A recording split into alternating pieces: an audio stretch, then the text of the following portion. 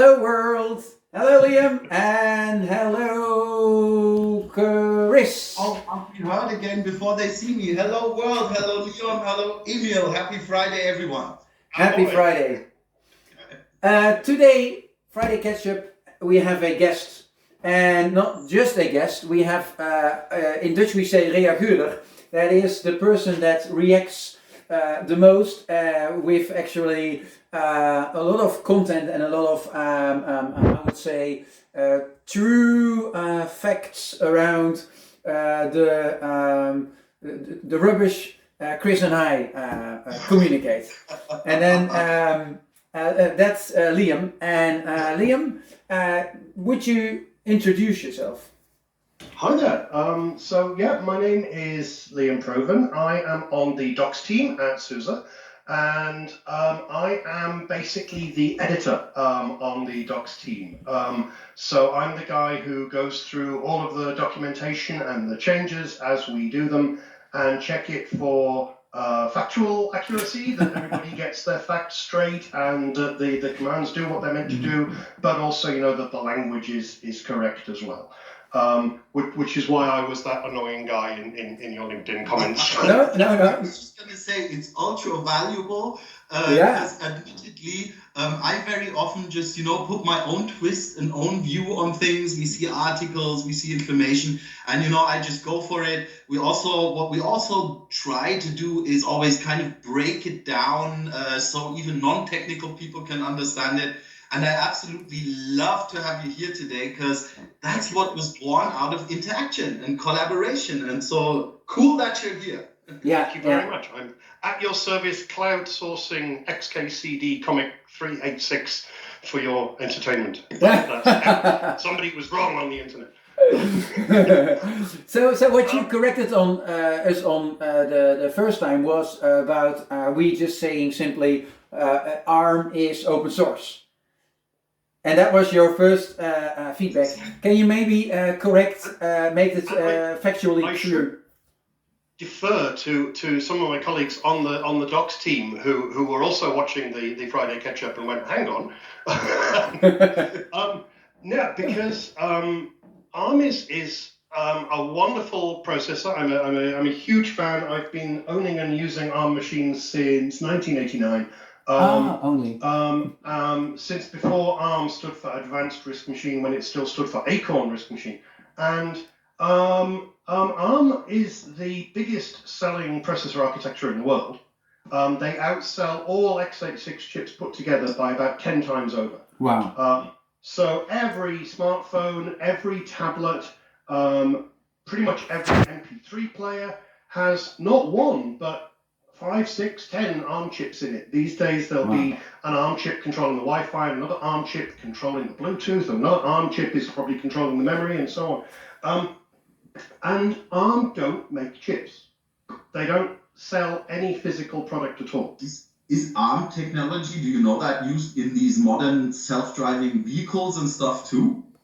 Very probably, but honestly, as a software industry professional for more than 30 years, the idea of a self-driving car terrifies me. I avoid them at all costs. But ARM only sell intellectual property. ARM design processors, but they don't make them and they don't sell them. ARM sell the plans for making a processor. They sell the designs for processor cores, and they sell them to hundreds of companies around the world. Big name ones like Samsung and middle ranking maybe names like Marvell and relatively small companies you've probably never heard of who use ARM cores that they put into their own devices to provide a bit of smarts. But you can't build an ARM chip without paying ARM for the rights to the design. Okay. You can't even copy a physical ARM design in hardware because, they will sue you because this is their entire living. Okay. It's kind of the opposite of open source, which is why I mentioned that RISC-V chip, which is one of the first truly open source processors out there. But ARM, of course, just had a huge hit recently when Apple have announced that they're moving to ARM. Although Apple, being Apple, don't like to call them ARM processors. Oh no. They call it Apple Silicon. Oh right, okay. Apple Silicon chips are ARM processors. In fact, they're ARM system on a chip. In other words, the CPU and the graphics chip and the sound chip and so on, all on one piece of silicon. That technology, also invented by ARM with a device called the ARM 250 in 1992, first ever system on a chip.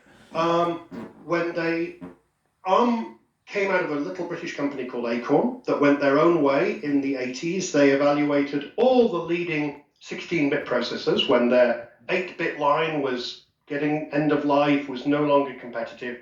And they looked at all of the leading processors from the big American vendors and other countries, and they went, no, we don't accept that these chips are good enough. They're too expensive, they run too hot, they take too much power, the performance isn't all that impressive. We'll do our own. And I think they mainly decided to do their own because they were too small and not too ignorant, maybe too innocent. Okay, That you can't do this kind of thing. So with a team of, I believe, 5 people, they designed their own RISC processor. They called it the Acorn RISC machine. The lovely bit, I'm lucky enough, I used to be a member of the Acorn user group in London, and I went along to their meetings, which were in a curry restaurant. So you could eat an Indian meal while you listened to great history. And I've met and spoken to both Sophie Wilson and Steve Ferber, the 2 main designers of the hardware. Sophie designed the instruction set, and Steve designed the hardware to implement the instruction set.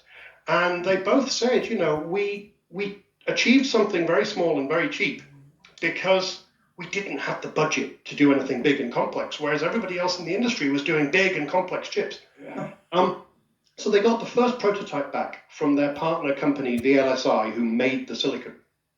And they'd already built a little motherboard, and they connected it up, and they turned it on, and it booted first time. And they'd already got a little bit of test code in a I don't know, probably a ROM chip, and an EEPROM or something, and it booted up. And they put a demo into it. They'd got a little program called the Siva Veritosthenes. Anybody who played with home computers in the 80s did this. It calculates prime numbers, and it really works out a chip. And it sat there, chugging away on the screen.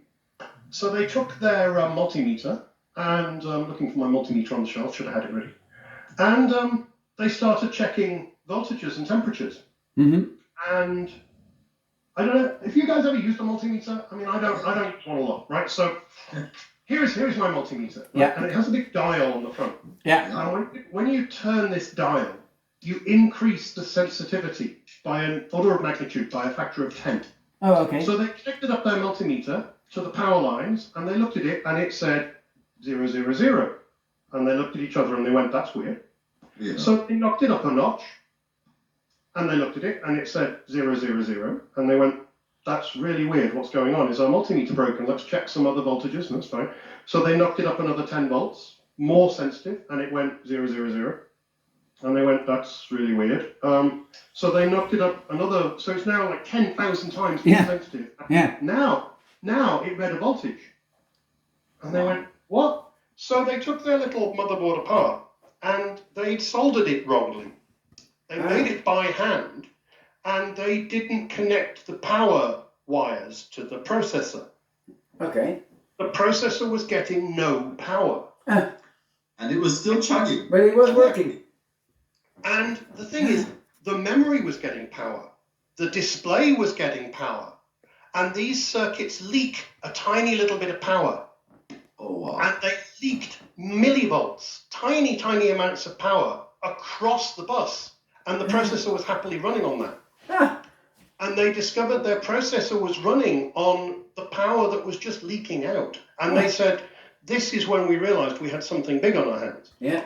They designed a low-power chip, partly because they couldn't afford ceramic packaging. It was too expensive. It was going to have to be plastic. Yeah. And it was very small. It had like 20,000 transistors, but they exceeded their goal by a factor of about 10,000. Yeah. And this is when they said they realized our first ever one worked fine. And secondly, it worked on this tiny leakage of power. And they went, wow, this is going to be big. Yeah. So that's the ARM processor. I bought one with the paycheck from my first ever job after I paid off my student debt. Okay, actually, honestly, I bought a motorbike first. Then I bought a priorities. And I bought an Acorn Archimedes, which was the computer they built around their new chip. And my little Archimedes cost me £800 second hand in 1989. And at work, I worked for a company that sold both Apple and IBM kit. And the absolute fastest computer they sold was an IBM PS2 model 70H21, I think. It had a 25 megahertz 386DX, the full 32-bit 386. I think the 386SX hadn't come out yet. And it had secondary cache, which was a really big deal in the 80s. This little memory module with 6 chips or something probably cost another £1,000. It cost £10,500 for the base unit without optional extras like DOS, a keyboard, or a screen. And my Archimedes was nearly 10 times faster than it. So, when ARM chips came on the market, they were blindingly fast for their price point. It was really amazing because I do remember end of the 90s, early 2000s, I was actually still kind of a teenager, a kid, and you didn't have a lot of money. And you were paying by the megahertz. I remember how vastly expensive Intel processors were. And, you always had to save up. But then later, when ARM was there, you could get more bang for your buck. And that was really, really awesome because it was the invention of sound cards, of graphics cards, 3DFX came out, everything was becoming more and more powerful. And in the main reason was always you couldn't afford the processor to run all your hardware together. And that's kind of the void that kind of ARM could fill from a price standpoint. Exactly. I find it really funny now that a lot of websites and things are talking about the amazing performance of Apple's new M1 system on a chip, which is Apple's ARM processor.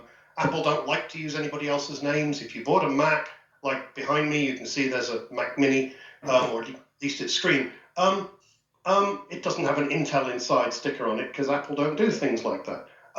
So they don't want an ARM Inside sticker on the new ones. No, it's Apple Silicon. This new transition Apple have done, first 68,000 Macs, then Power Macs, then Intel Macs, now ARM.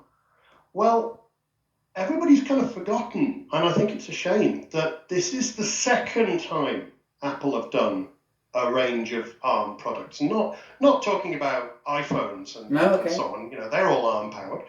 But back after Steve Jobs was fired, the replacement CEO, Scully, who came from PepsiCo, was hired with the line, "Do you want to sell sugared water to children for the rest of your life, or do you want to change the world?" He launched the Newton, the first PDA, the first pocket digital assistant. I have 2 Newtons somewhere. Wonderful, lovely devices, almost completely useless. Certainly I have a compact PDA somewhere here. Yep. My mind when I got it. The Newton had an ARM chip. Apple made a partnership with Acorn and VLSI, who actually fabricated the silicon. And the Acorn RISC machine was renamed the Advanced RISC machine. That's what the A in ARM now stands for. Apple have been making ARM computers since 1990 something, early 90s, I think, the Newton. A radical machine which we could learn an awful lot from today. But it's kind of would be really nice to think that Apple could have switched the Mac to ARM back in 95 or something instead of to PowerPC. But the performance wasn't really there at that time. If you really threw money at it, you could have faster RISC chips such as IBM PowerPC, and then Intel threw huge amounts of money at research and development and made the Intel chip for 25 years the fastest processor in terms of performance per buck, bang for the buck, that anybody could buy. But now ARM have come back, and once again, after a gap of like 35 years, for a given price of $1,000 laptop or a who knows what the price of a chip Apple design. Apple don't disclose their individual revenue breakdown and stuff, but No. but you know, $100 processor or something, they can get considerably better performance out of an ARM device than they can out of the top of the range Intel chip. So to me, at the moment, the pinnacle of ARM devices, and I've only known this for the last 2 weeks, is actually a Nintendo Switch. So due to lockdown and me getting bored and seeing everything on Netflix and YouTube, I bought a Nintendo Switch. And the revolutionary part about this device is it's a handheld gaming machine, but you have a dock so you can connect it to your 4K TV, and it's running on 4 ARM Cortex processors. And just comparing it to Xbox, a gaming PC, my work laptop, looking at how small, and also from a price point, how small the processor in this device is, but what this device can do with it is just amazing to see, And that's why I think that's kind of the twist I always had on it. Since I was young and broke, but looking for something powerful, it was always ARM processors that were the solution. And I've been an advocate saying like the free and open source is not so much for it's free, you don't need to pay, free as in free beer, but it's free as in freedom. And to me, it is a point of freedom, especially, when back in the 90s, early 2000s, we were really dependent on the power of the machine that you had. Otherwise, you couldn't run software. Nowadays, nobody thinks about that anymore. Shove your medium, install your ISO, insert your card, whatever it is, and it will play. But back in the day, that was a real factor where you had to say, hey, I need this resource, and that gave me a lot of freedom. And I always saw it popping up with all these more open devices, it's searching in the underground forums and internet for stuff. And it always went that way. And I think that's where I kind of wired my brain to say ARM was always the good option compared to stuff like Intel. I think, this is going to be good news. The success of these Apple computers. I have 2 friends so far who've bought the new M1 silicon machines. One guy bought a MacBook, another guy bought a Mac Mini. And these are seasoned industry professionals. They don't normally go out and buy, brand new design and version 1.0 products, but they're both extremely happy so far. Okay. But there's another new launch at the other end of the scale, which I think brackets the PC market nicely. The Raspberry Pi 400. We discussed that one. The one that's built in a keyboard, which is again, it's like back to these 1980s. Exactly. Where the whole thing was just built into the keyboard. It's a €70 computer or something. It doesn't really matter if your kid pours a can of Coke into it. Other caffeinated beverages are available. But, because you should buy them a new one, it's I'm tempted to get one and see if I can install the main board in my old Sinclair Spectrum case from the 80s. But the fact that these are both gigahertz class 4-core ARM chips, and one is in perhaps the most premium laptop range that money can buy, and the other is in a budget computer for kids. And suddenly, the jaws of a vice might be closing from both sides at once on x86. That's nice. And this is absolutely great because, of course, Linux runs great on ARMs. A guy called Russell King, I think, did a port of Linux to the Archimedes pretty early on, early 90s, I think. The Archimedes that I still have in my basement, although I, as a 20-something, connected a cable the wrong way around and blew it up. It had a maximum of 4 megabytes of RAM, and, even then, Linux wasn't really happy on such a low-end computer. But Linux has run on ARM since forever. It's very well optimized for it. Yeah. Open source Graphics drivers are a different matter. I got my colleague Dmitry Popov to autograph an edition of that for me because I didn't really know who he was then, but I'd seen him writing in Linux magazine, and then I found I was on a team with him. I wanted to show off with the Dutch Linux magazine here, but it's already packed for the weekend. So I'm seeing Emil get a little nervous here because Emil is always our timekeeper. Yeah, that's right. And I'm seeing him twitching. So basically, just I have one important question. So, what's kind of your ultimate resume from everything we've said about ARM? And we did in the pre-preparation talk about an article that I found concerning RISC-V, which is really an open architecture. Do you think that that's going to be the future, or are we going to be dependent on kind of proprietary designs? I have a suspicion that RISC-V will do very well, but it's not yet there in terms of performance. It's very early days for this. You can already get a RISC-V Raspberry Pi-like device, but it has one core at, I think, 1 gigahertz, whereas the Raspberry Pi 4 has like 4 cores at 1.8. I have one running a server in my living room, put together from spare parts and a 60-pound Raspberry Pi 4 passive case. RISC-V won't be competitive with that for a while yet, maybe because nobody's going to spend billions on accelerating it and making it super fast. Yeah. But, I think maybe finally the writing might be on the wall for x86. It's an architecture that's limited by a lot of legacy baggage going back to the first ever microprocessor, the Intel 4004 in 1974, I think. When I was at primary school. I was one. And maybe it's time we all moved on. There's a possibility of a wonderful, bright future of more power efficient, smaller, quieter chips, which don't need big heat sinks and fans on them and so on. Maybe even passively cooled computers again, like I used to use in the 80s, where you can't tell if it's on, it doesn't make any noise. So nice. No fans to clog up with dust. Yeah.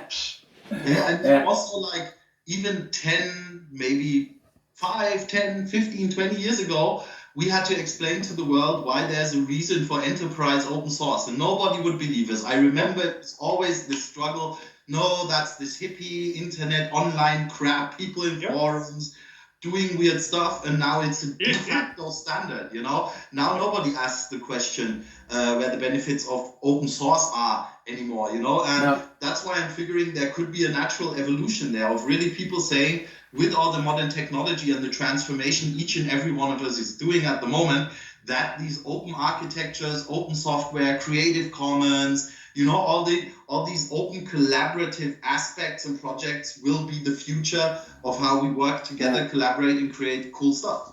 Okay.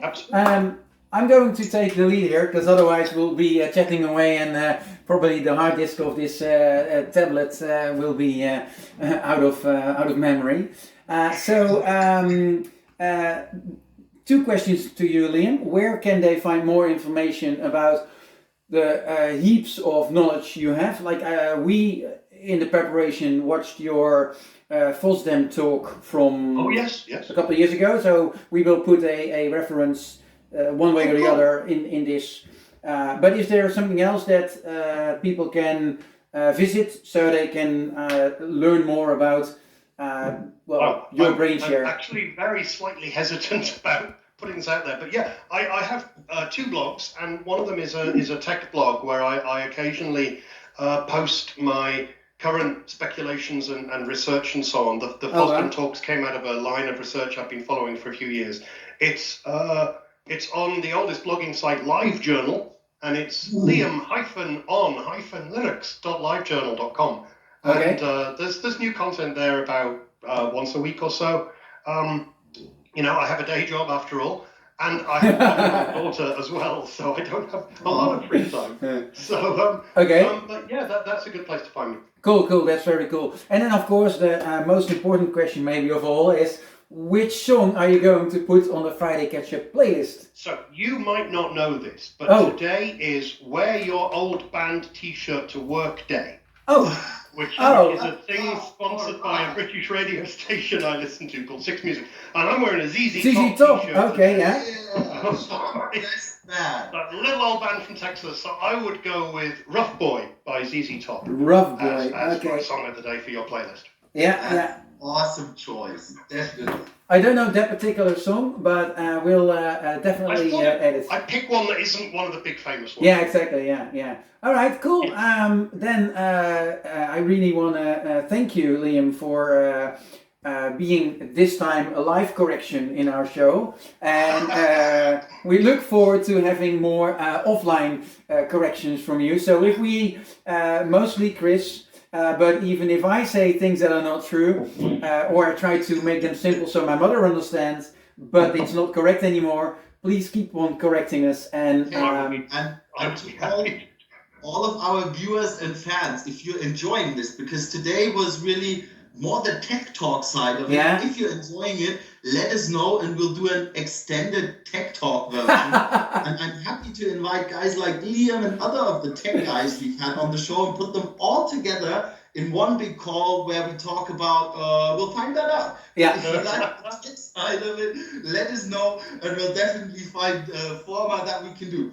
Absolutely. And Liam is from SUSE, but if somebody else from an open source company or foundation or so wants to join in, please feel free to send us an invite. That's it. Maybe I can point some people in your direction. Oh, that's Thank you very cool. much for inviting me on. It's been a great pleasure. Thank you very much, Liam. Great. Thank you. Thanks, world. Don't forget to like, subscribe, comment, and everything. See you next week. Bye-bye.